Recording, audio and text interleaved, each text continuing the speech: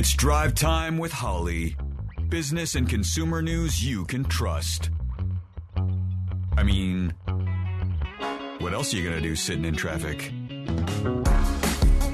Yes, and welcome to another edition of Drive Time with Holly. I'm Yaffe. And I'm Holly. And Holly, you went through, I guess, an experience recently, something that was a little bit new to you.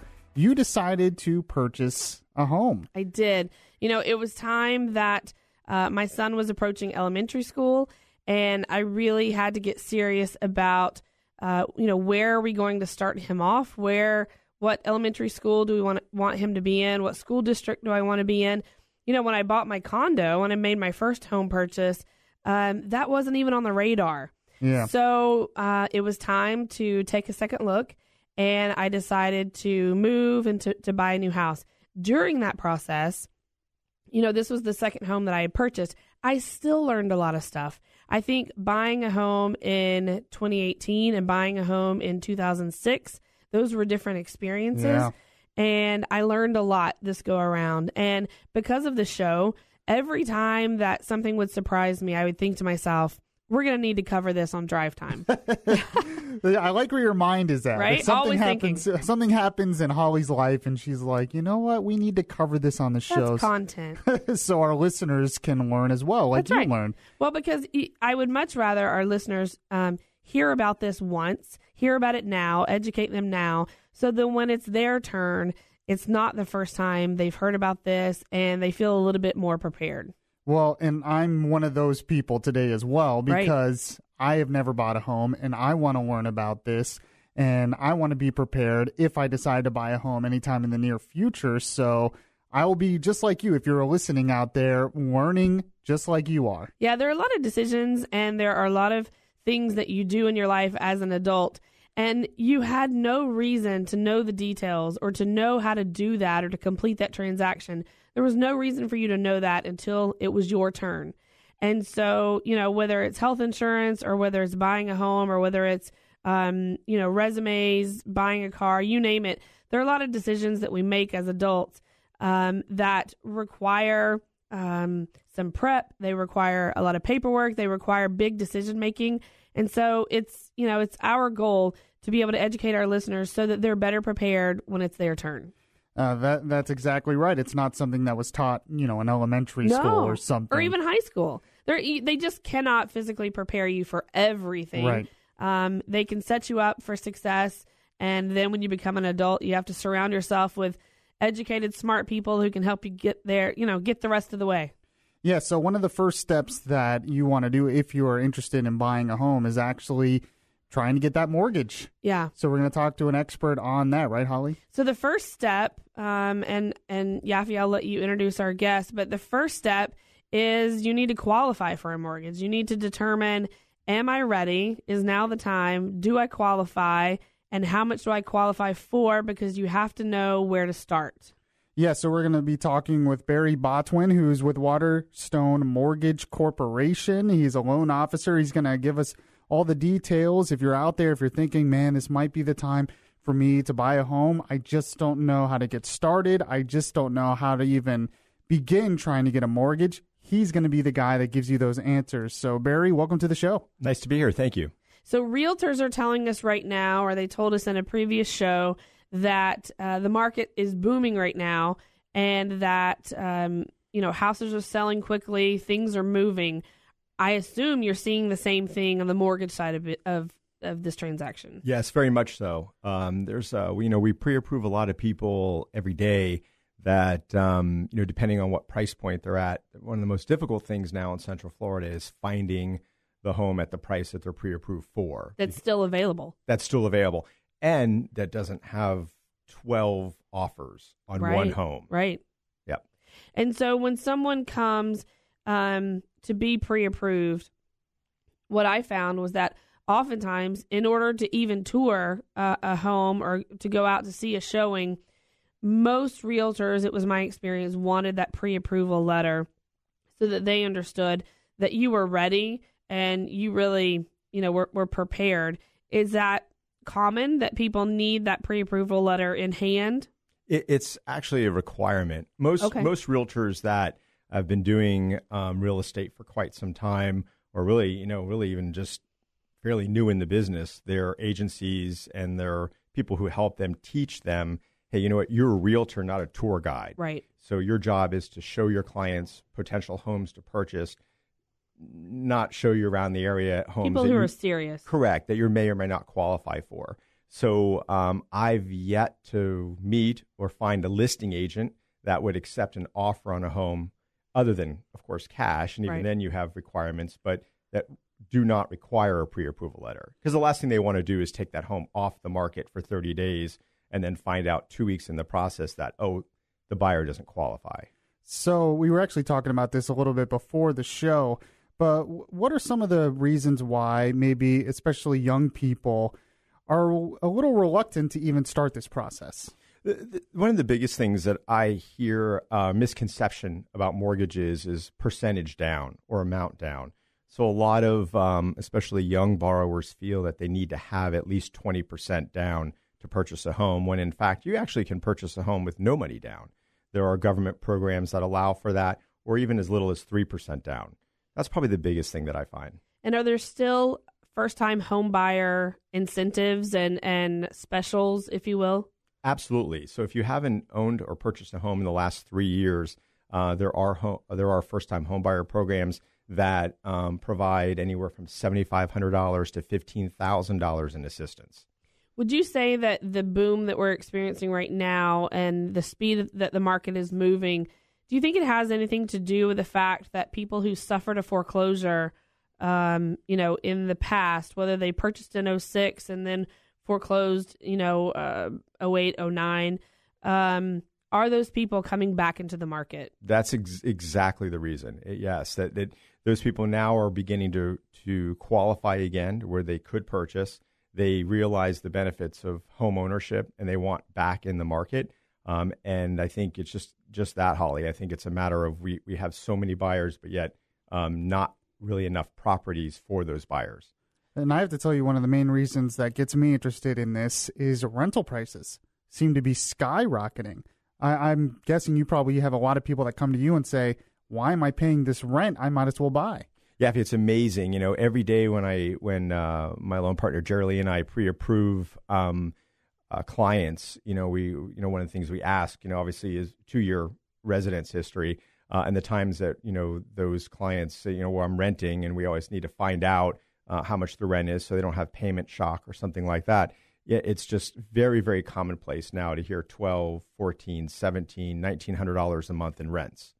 Yeah, and a lot of times that's not even for a really big place. Right, exactly. And not necessarily the best location either. Exactly. And so right. if someone has been renting and, many people are living what they consider to be paycheck to paycheck, they're covering their expenses, they're renting, they may have a small amount of savings. If they feel like they're in a situation where, they just don't have a lot of expendable income, but I know how much I can afford in rent, I know how much I've been covering in rent, I think oftentimes I assume that those people feel like I am not in a position to be a homeowner.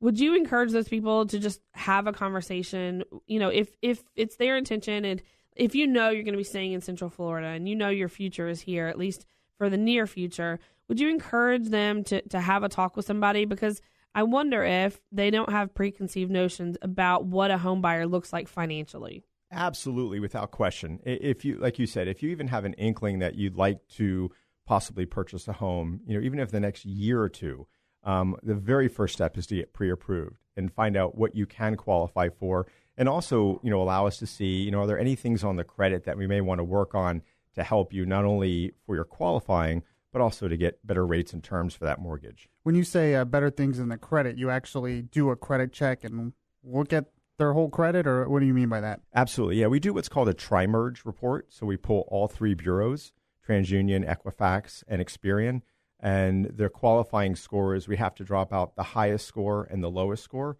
and we use their median score for qualifying. So it's really important. And what's also unique about that is when we pull a mortgage credit report, it's very different than a consumer credit report that you might get maybe on your Discover card. Typically speaking, a mortgage credit report or mortgage scores, if you will, are a little bit lower than consumer credit scores. Oh, okay. I didn't know that. Absolutely, because what the three bureaus kind of formulas, if you will, they're looking at credit worthiness specifically for a mortgage. All right, so we are talking with Barry Botwin, who is with Waterstone Mortgage Corporation. He's a loan officer with them. We're learning about the whole process. If you are out there and you're thinking, maybe it's time to buy, maybe it's time to get in that mortgage, but I'm just a little nervous about taking the first steps. I've never done this before. Well, I'm with you. I'm with you there. Same boat. Yeah, Holly recently went through the process, so she learned a lot, and we're going to teach you how to go through this whole process. You are listening to Drive Time with Holly. I'm Yaffe. And I'm Holly. And we will be right back. Welcome back to Drive Time with Holly. Business and consumer news you can trust.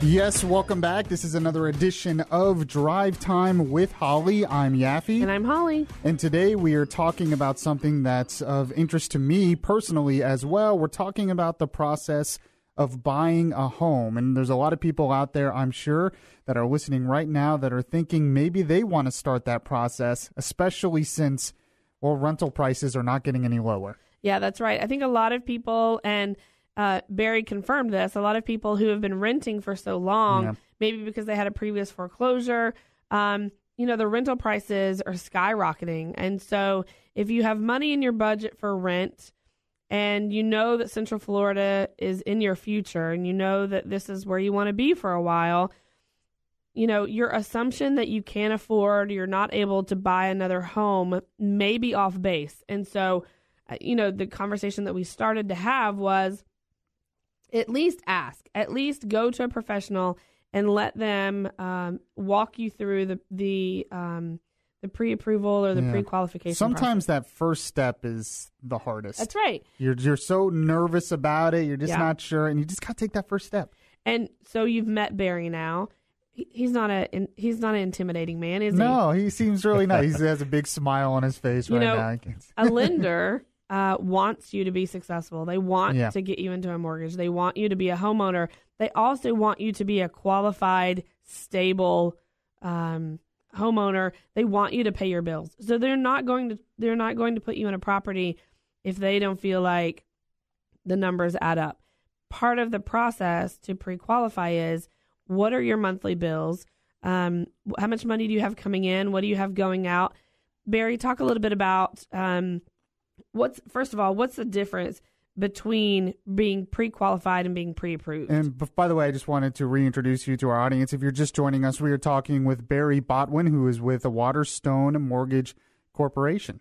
Thank you. Yeah, so the difference between a pre-qualification or pre-approval comes down to the documentation.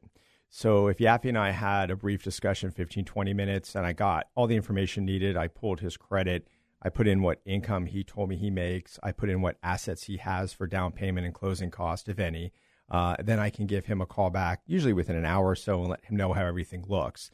At that point, he's pre-qualified.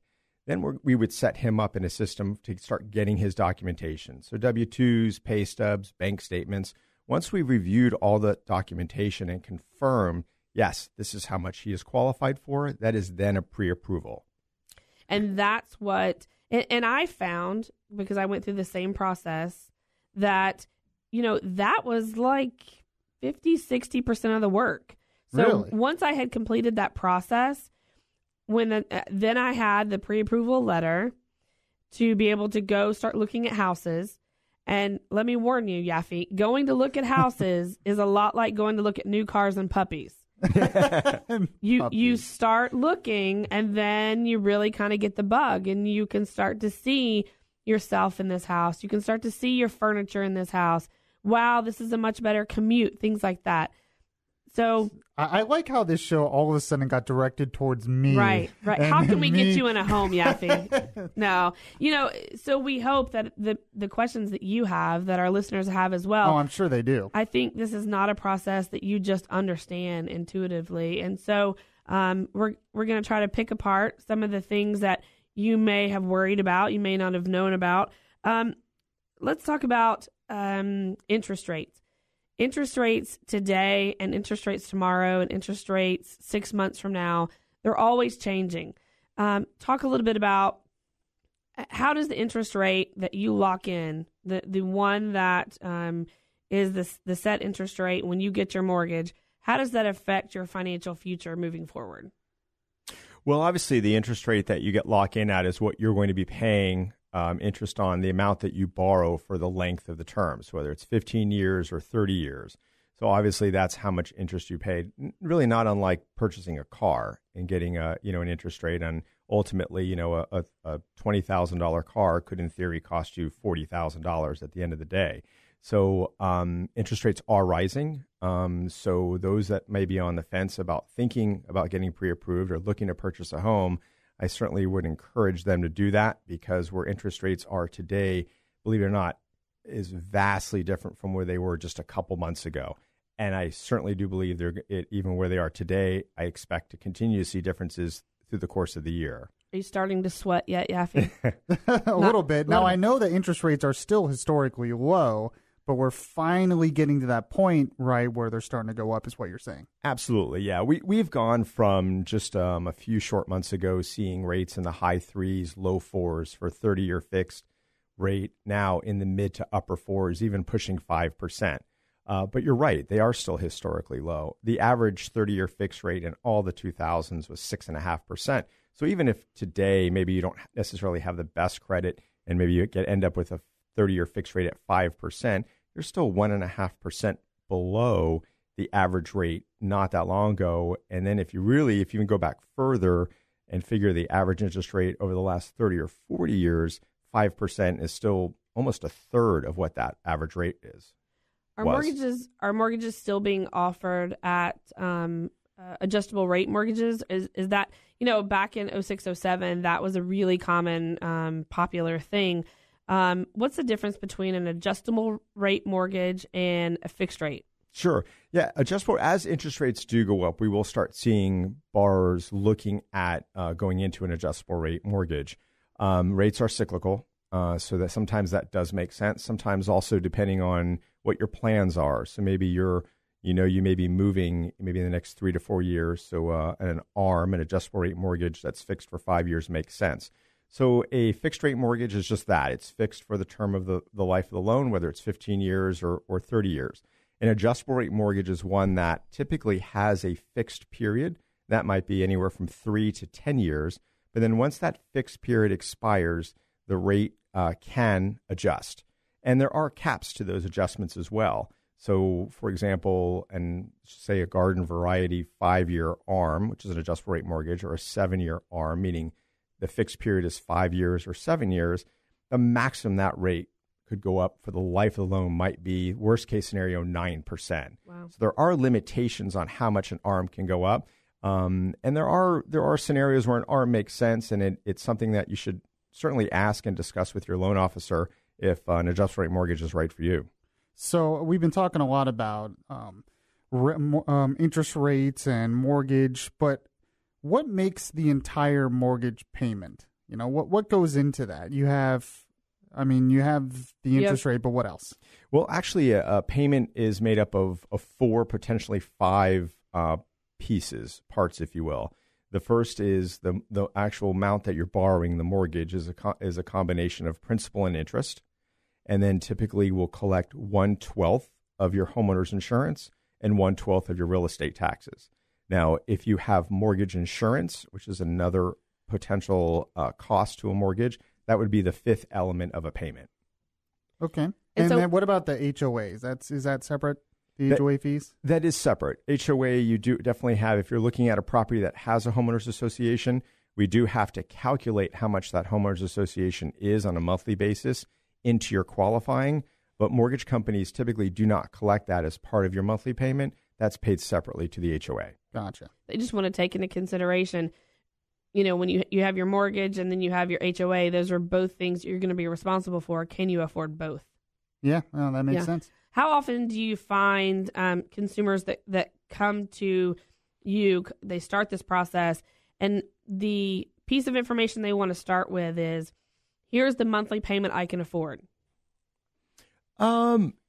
Typically not that often. Most clients are really interested in how much do I qualify for? Oh. So and maybe that's just a feel good thing. So maybe they're looking at, say, maybe $250,000 purchase price.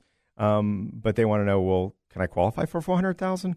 And it's good to kind of know that as well, because that can kind of give you an idea budget wise, meaning it's not always the great idea to qualify for the maximum amount that you do, meaning let the lender decide how much you're going to spend. You should certainly have an idea of a budget going in. But certainly that's something that we do ask. Do you have an idea either of purchase price or monthly payment? And if you have an idea of monthly payment, we can take that amount and basically work backwards. Right. And depending on your down payment, I could tell you what that equates to in purchase price. So, Yaffe, that's exactly what I did. And Better Business Bureau employees and CEOs were nothing if not conservative. Okay. So I started with, in my monthly budget for the financial responsibilities I have, here's what I can afford. I didn't want to know what's the maximum amount that I qualify for, because guess what? When you start looking at homes that are on the high end of your budget, they're probably going to be nicer. And so then you fall in love with something that may be at the top of your budget. So I think taking into consideration, what can you really afford? And then once you get into the home, understanding that there are costs that come along with moving. You're going to get in there. You're going to want to maybe replace fixtures. You're going to have to fix the sprinkler system, things like that. So, there are a lot of decisions to be made when it comes to this purchase, because this is a major life decision. One of the things that Better Business Bureau encourages consumers to consider is the professionals you're working with. Are they properly licensed? Barry, talk a little bit about the difference between working with a mortgage broker and working with a lender, and what licensing should we be looking for either way? Sure, absolutely. The big differences between a broker, and I have done both. I've worked for a broker, and now I work for a lender. Basically, the differences are, as a broker, I work with several different companies, or I have the option of sending your file to several different companies. And there are pros and cons with that. Quite some time ago, the pros greatly outweighed the cons. Now, with the CFPB and, of course, Dodd-Frank, those restrictions make brokering loans more difficult. And the big thing, Holly, is that once I send a file, if I'm a broker, once I send a file somewhere to be underwritten, it's really out of my hands. I have no control over it. And really, I'm just at the mercy of this other company. The nice thing working with a lender and a local lender, Waterstone, for example, right in-house, we have our underwriting, our processing, our closing department. We have an underwriting manager. So maybe if there's a little something with a file that we need an exception or maybe a certain way to work around something, our underwriting manager is there and she can review it and approve that. So working with a local lender specifically, definitely I think you're gonna find a more pleasurable experience. So we're going to continue this conversation about the process. If you are thinking about purchasing a new home, one step in the process is home inspection. So we actually have some experts on that part of buying a home, and we're going to get to that coming up next. You're listening to Drive Time with Holly. I'm Yaffe. And I'm Holly. And we will be right back. Welcome back to Drive Time with Holly. Business and consumer news you can trust. Yes, welcome back to the show. This is Drive Time with Holly. I'm Yaffe. And I'm Holly. And Holly recently went through the process of purchasing a new home, buying a new home. And she learned a lot, and she was like, I think the audience would be really interested in this as well. So that's what we're talking about today. Yeah, there are a lot of parts and pieces to the home buying process that can be very intimidating. And it's my hope that in breaking some of that down, that hopefully we can encourage people to just talk to a qualified professional, talk to a business you can trust, contact Better Business Bureau if you need some names, and just, dip your toe in the water. Start the process. You don't have to, if you want to talk to someone like Barry and understand, am I ready to qualify? Do I qualify today? They may come back to you and say, you know what, you're not ready now. Here are some things you need to work on. And then you have a plan. Instead of wondering and worrying, am I ever going to make this happen? You and I aren't in the mortgage business, just like you and I aren't in the inspection business. We're not in the roofing industry. There are a lot of things we don't know, so we leave it to a professional. Yeah, and if you want to talk, the first half of the show, we were talking with our guest, Barry Botwin, who is with Waterstone Mortgage. And if you want to reach him or Barry, how can they reach you? Sure. They can give us a call at the office. So Waterstone, our number is 407-645-6315. Or you can go to my website, which is barrybotwin.com, and that's BARRYBOTWIN. And so one of the other processes that you have to go through when you're buying a home, which is what we're going to talk about next, has to deal with home inspection. That's right. Now, Barry, do I have to have a home inspection or is it recommended? It's not required. It's highly recommended. Highly recommended. So when I purchased a home recently, that was the advice I was given. In fact, my realtor said, you don't have a choice. I'm not going to let you not have an inspection. And so I had a home inspection done. And during that process, I learned a lot. I learned who the home inspector represents. I learned what they're looking for, et cetera. And I think those are things that first-time home buyers, or if you haven't purchased a home in a while, or if you're going from a townhome, a condo, to a single-family home, it may be information that you benefit from. Yeah, so we have our inspectors with us right now, a couple of special guests who are with Liberty Property Inspections. We have Michael Hayman, or Mike Hayman here he is the president of Liberty Property Inspections. And we also have Dennis Neal, who is an inspector as well, joining us. And welcome to the show, guys. Hey, thanks for having us. So, Mike, when people call for a home inspection, what's the first question or the most common question that you get? The most common question we get is, hi, I need a home inspection. How much is that going to be? Yeah. So it's a great question, but we need some background information first. And so what we do is we collect the address so we can pull up the property appraiser's website and then find out how many days that inspection has to be put into play. Once we have that information, we go by total gross square footage, which is heated space and non-heated space. Oh, okay. So it makes a difference on how long that inspection process is going to last, how much is that going to be. Once we have that in place, then from there we build that inspection process. So there's a few other components that can go into that. Wind mitigation inspections that help with your insurance, that's a separate inspection. 4-point inspections for homes that are 30 years typically older, that's also a separate inspection. Termite inspections. So it's going to depend on what they need at the time. And then part of that initial phone contact is partial information and partial education as to what all those components are. What do they do for the home buying process and for the client? And then from there, if we're a good fit for the client, we make an appointment with them and just move forward. And so is there a difference between what I need to complete the process and what I should have? What makes the determination? Who makes the determination if I get the additional inspections? That's a fantastic question. So a lot of clients, I'll tell them is, have you talked to an insurance professional or have you talked to your realtor about these ancillary inspections?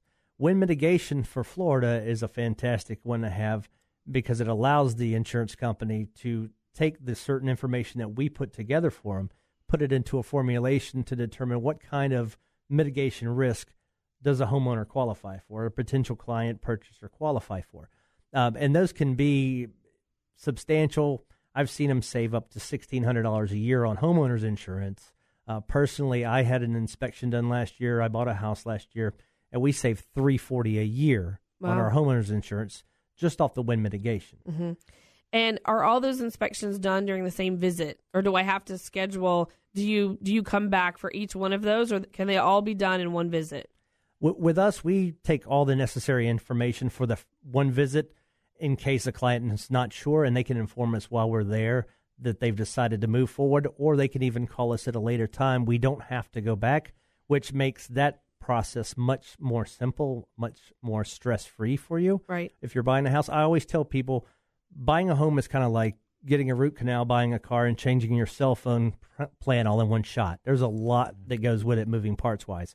If we can do anything to help minimize that impact for a client and minimize that stress to put it into a concise and easy to understand package. That's what we try to do. And I think, and let me ask this question. When you are hired to come out and inspect a property, who do you represent? So we're hired by the buyer. Okay. We represent the buyer. And when we're there to protect the buyer. Right. So it's your job to be my qualified and professional eyes and ears to determine as best you can, based on the set of, the set of cards you're dealt that day, whether or not this is a sound purchase as far as the build of the home, all the different things you look for. You're looking out for me, the buyer. That's correct. And essentially the home inspection is a triage, if you will, like a snapshot of the home at the time the inspection's performed. So what we're going to do as a home inspector is we're going to go through and we're going to check all the main components of the house. If it's safe to get on the roof, we'll get on the roof and check the roof out. Same thing if we could get into the attic safely, under crawl spaces safely. And then what we do is we take those components and anything that we find that needs to be addressed, then we can put that down in the report in a summary, and you take that to whatever specialist is. Say you have a roof issue. So then your roof is your roofing specialist. So like triage, we triage out the repair, replace items, then the maintenance items, and then we're able to walk the client through what we found, and they take that information, then meet with their realtor, and then from there they can move forward in whatever fashion they see fit, and prioritize what they need to prioritize with the purchase. Right. Do you find that, and this may be a question for both Barry and for Mike, do you find that now, based on what's discovered in the inspection, how much of that are sellers being forced to take care of or fix, if you will, and how much of that is essentially your punch list or your to-do list as the buyer on things you're going to need to address in the future? I know in years past, certainly buyers were in a position where they could say to the seller, I want you to take care of this, this, this, and this. It seems like right now, as-is properties are much more common. Right. So we hear as is. What happens with that and who takes care of that, we wouldn't be able to tell you because we don't get that feedback. So right. I'm not able to answer that one. I don't know if Barry could answer that or not. That might be more of a real estate question for the actual agent because they have the more inner workings of that. But again, I don't know how the mortgage end of it goes. Yeah, I agree with Mike. I think the that question probably would be best fully answered by a realtor. But from what we see, because of the inventory or lack of inventory in Central Florida, as-is contracts are very, very common now. But you also have to look at it that, if you're go ahead and do your inspection, you're under contract, and maybe Mike finds a couple of things that aren't really that big of a deal that can be fixed relatively easy. And you have, both realtors work together. We've had situations even in as-is contracts where those things are repaired. And the nice thing too, as well, if there are a couple things that are not super major, Waterstone, we can do something where you can go ahead and close on that home and do the repairs after closing. Okay. And that's, again, another thing about working with a lender that we can do. Right. So we're going to go ahead. Sorry, didn't mean to that was me. Just to add to that, as far as that goes, it doesn't change how we do the inspection. The inspection is the inspection. There's no pass or fail. That's another big question we get almost every time, right, Dennis? Yes. It's did my house pass? Did my house fail? And it's not a pass or fail. It's an assessment of the home and everything that's there that we inspect so that you can make an informed decision when you're going back with your realtor. You said it's like a triage. Correct. Yeah, so much more detailed, and it's up to you as the buyer to make that final decision. You can give the best advice you can as an inspector, but you're not going to tell them, I think you should buy this house or I don't think you should buy this house, right? That's correct, because everyone's threshold is different. What Dennis's threshold may be, he may know how to do a lot of things, remodel, roofing. He may have worked construction, whereas maybe I didn't, and my threshold's a little bit lower. So everyone's different. Everyone's threshold's different, and that's why we try to inform a buyer as much as possible so they can make that decision on what's comfortable for them. Correct, yeah. So we're going to continue this conversation about the process of home inspection, which is just one of the steps that most people go through when they're wanting to buy a new home. And when we get back, Holly, you're going to talk about your personal experience in this regard. You're listening to Drive Time with Holly. I'm Yaffe. And I'm Holly. And we will be right back. Let's be better consumers. You're listening to Drive Time with Holly. Holly. Yes, this is the show that helps you become a better consumer. And today we're talking about purchasing a home, whether it's your first home or maybe your second home. Most people out there listening are probably thinking, do I want to start this process? I've never done this before. I'm really afraid. Hopefully, by listening to the show today, you have been able to feel a little bit more comfortable about, as you said earlier, Holly, dipping your toe in the water and just starting the process. Yeah, you can have a lot of preconceived notions about what's required, how much money do I need to have in the bank. You know, you don't have to necessarily be flush with cash and have a savings account that's, bursting at the seams in order to go into home ownership. Really, what I hope people walk away with is talk to a qualified professional, talk to someone who can ask you a few qualifying questions. Certainly, you want to make sure that it's someone that you can trust because you're giving them a lot of personal information about yourself. But let them tell you either, yes, now's the time, here's what you qualify for, or tell you, no, now's not the time, here are some things you can work on. And you know what? One thing that struck me during this process is you don't have to be ashamed. And it's almost like talking to a doctor or a therapist. When you're talking to your mortgage professional, you have to be honest with them. You have to talk about your debt. You have to talk about how much money you have coming in, how much money you have going out. They're depending on you and your credit report and some things that are verifiable. But you have to work together with a set of information to really make this a successful process.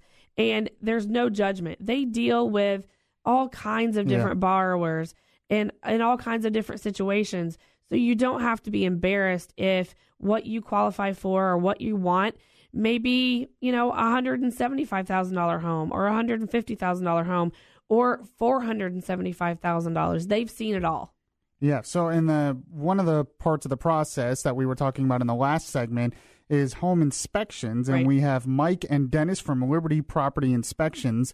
And Holly, you actually worked with them recently when you were going through this process of buying a home and had a home inspection as well. Yeah, during the inspection process, what initially made me feel most comfortable was I asked the question, who do you work for? Meaning, are you representing me? Are you representing the mortgage company?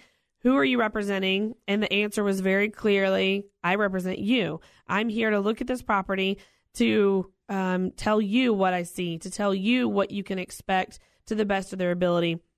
And that really made me look at my inspector as a member of my team, someone who is going to help me make this decision, make this purchase, as, being as well educated as I could possibly be.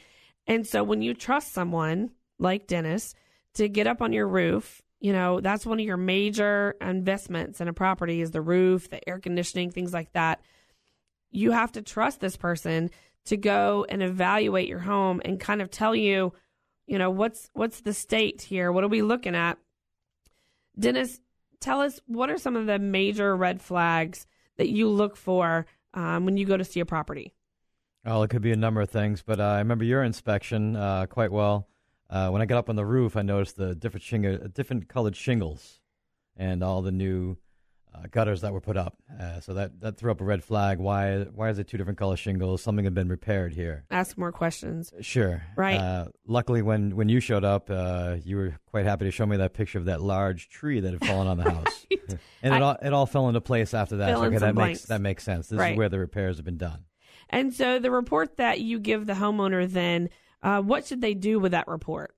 Oh, definitely share it with you. Well, we always try and share it with your agent and make those decisions between you two. We put out the information, put the pictures, and give you ideas that you can do and all that. But the main process is with your realtor to make those decisions on where to go next. And does the homeowner get a copy of this report? No, the report's for you. We'd be more than happy to sell them one if they'd like. But usually the both agents will get together and put a list together on what they should ask for to be repaired, or who's willing to do what. And what happens if you come in and you inspect a home and we get to the close date, the home is closed, the family moves in, and it turns out that there was something missing. It turns out there was a slab leak or something that wasn't discovered during the inspection. What is a homeowner's recourse, or is that to be expected? Well, what we do is a snapshot of the day. It may not be in the rainy season, so if it's not raining, we see no leaks. You want to be able to look further. If we pull out an item that was wrong and we ask you to further repair, definitely seek out that professional to look at the roof further, especially in the rainy season. And don't mean to cut you off, but we are just frankly out of time. If you want to find out more information, go to DrivetimeHolly.com. We'll post the podcast and all the information on our social media. Thank you for listening to Drive Time with Holly. Catch you guys next week.